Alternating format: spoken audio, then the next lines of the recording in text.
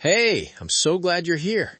If you've been hearing a lot about AI lately but aren't quite sure where to start, or if you're looking for a powerful and free alternative to ChatGPT, then this video is exactly what you need. Today, we are diving deep into Google Gemini. It is quickly becoming one of the most popular AI chatbots in the world, and for good reason. It's fast, it's smart, and it's built right into the Google tools you already use every day. To access Gemini, just go to gemini.google.com. If you're not logged into your Google account by default, you can start talking to Google Gemini down here in the chat box. But what I recommend is signing in, because once you sign in, it unlocks features including chat history. So make sure you sign in and use your Google account. It's completely free to use after that. Let's start with our very first question inside of Google Gemini. I'm going to ask, can you give me a list of 20 different things I could use Google Gemini for? When Google Gemini gives you a response, it essentially goes through its knowledge base. It has a huge set of training data that was used to make this model able to answer in this way. It also has web access, which we'll look at in a bit too. Here are some examples of what you can do with Google Gemini. Writing, brainstorming, learning, and research information. It can even write code for you. It can help you plan and organize things. It can be your personal assistant. Typically, at the end of each response, it will give you a suggestion for how to follow up with the conversation. It helps you go back and forth as if you're talking to an assistant. Underneath each response, you'll see a thumbs up and a thumbs down. That's just to train the model. You don't have to do this. It doesn't change anything with your account. If you don't like the response it gave you, you can press the redo option. It'll send that exact same prompt again, but it might format it differently and even give you different options. This one gave us some suggestions for conversational and interactive use cases as well. I can go back and forth between the two responses. When I do that, I can copy the response. This will copy exactly what it gave me. Then, if you press the three dots, you can listen to it out loud. You can export it directly to a Google Doc because, again, this is owned by the same company. It will create a new doc, and I'm going to open it. There it is. The entire answer has been pasted into my Google Docs. It also lets you draft an email in Gmail, which I'll show you with an example coming up. And it has double-check responses.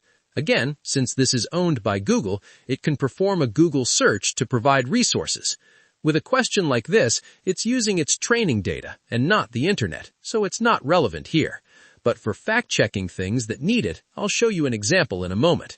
On the left panel here, if you expand this, you'll see any previous chat conversations you've had. You can press here to start a brand new chat.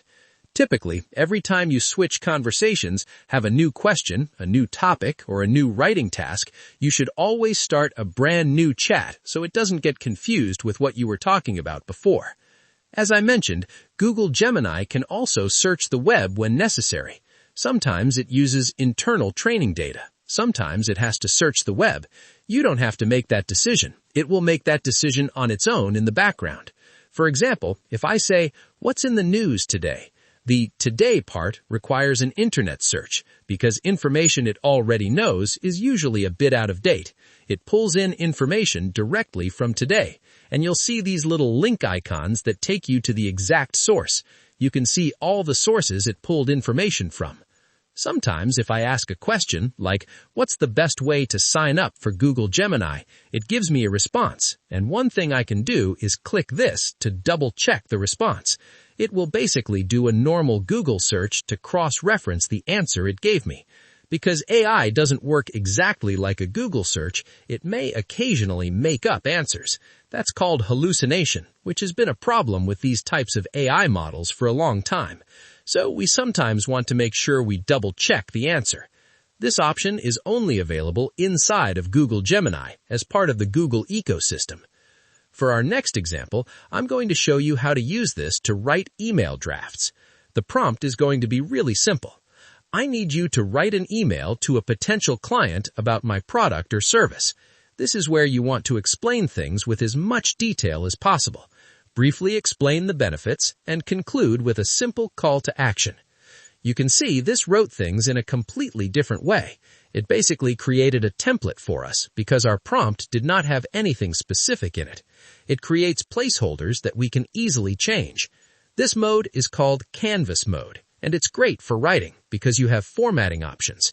Within this, everything is quickly editable. You can edit it here and then copy and paste it into Google Docs or Gmail. Every time you write something with this, you can do a follow-up prompt and just ask for a shorter version, like, give me a 3-sentence version. Just like that, it's edited to be shorter. That is very useful. As long as you're in Canvas mode, you also get these options to change the length directly from here.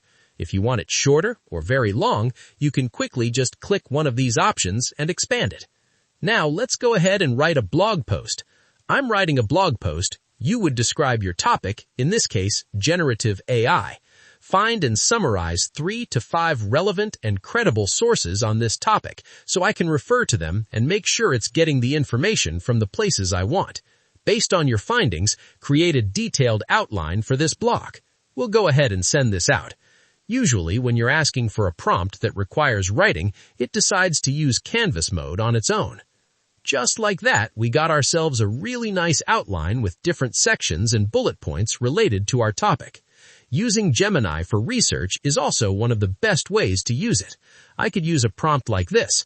Find and summarize recent industry reports and articles focusing on key trends, challenges, and growth opportunities about generative AI. This is just going to go and do a search for us and find relevant information. It might also combine what it found online with what it already knows through its training data. They also have something called deep research. This tool will sometimes go through 100 or more websites and give you a comprehensive research report, pulling from all kinds of different sources. Right now, it's going to do a search online, but it can also look into your emails, your entire Google Drive, or your Google Chat if you turn those on. It makes it a lot more useful because it could pull from something you've already saved. You can also upload files to combine with this deep research. This will take some time, so I'm going to let it go to work. Okay, here is what it has created for us. This entire research report was created in a matter of 10 minutes. These are all the different links it went through to gather that information. A task like this obviously takes quite a long time to do manually.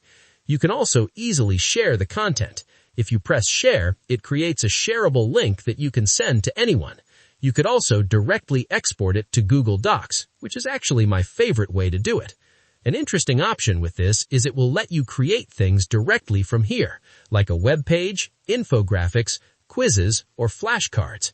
There is also something called Audio Overview, which is basically an AI-generated podcast. Let me show you this infographic option. It's created this entire nicely formatted infographic for us. Deep research combined with Canvas mode is one of the best options inside of Google Gemini. Now, let's get into the heart of the workspace, where the magic happens. You've got a massive array of multimodal options right at your fingertips. You can upload files directly or tap into the Google ecosystem to add content from Drive and Photos. For developers, you can import and run code instantly. And for researchers, you can connect to Notebook LM to ground your chats in specific documents. When it comes to the power behind the screen, choose the model that fits your mission. Use Fast for lightning-quick answers, Thinking when you need the AI to reason through complex logic, or Pro for peak performance. Finally, check out the heavy-duty tools. You've got deep research for cited reports, and on Pro, you can even create videos. You can generate stunning images, jump into Canvas for side-by-side editing, or use guided learning and Dynamic Lab to turn any topic into a hands-on masterclass. And there you have it, a complete guide to mastering Google Gemini.